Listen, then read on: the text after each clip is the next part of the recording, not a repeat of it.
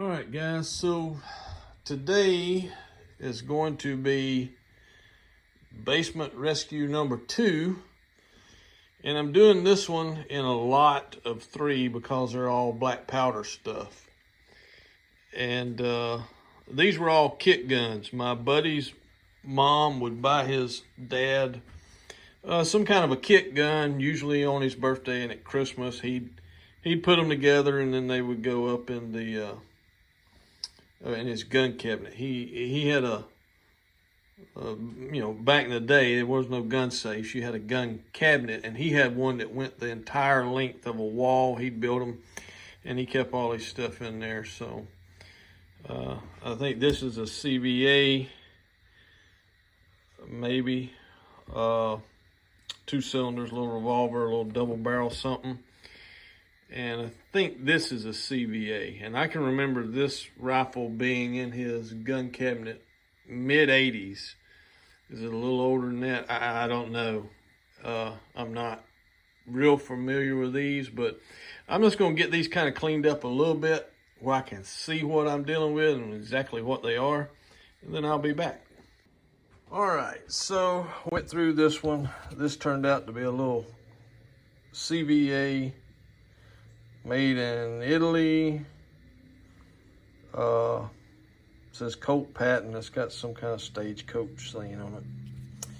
No caliber marking. I mic'd it, and it's like 31.5, so I'm assuming that is a 32. This one has no name, nothing, and this one mic'd at 35, so I'm assuming that's a 36 caliber or something like that. All right, this turned out to be a CVA,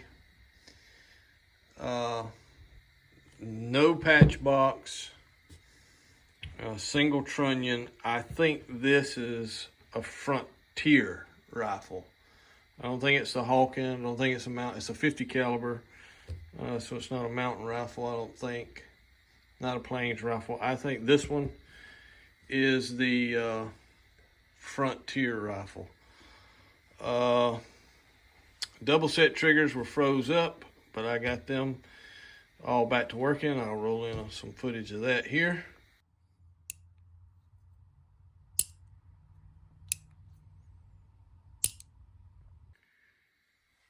And I'll give you a look at the bore on this one. It's pretty rusted. And there is the barrel.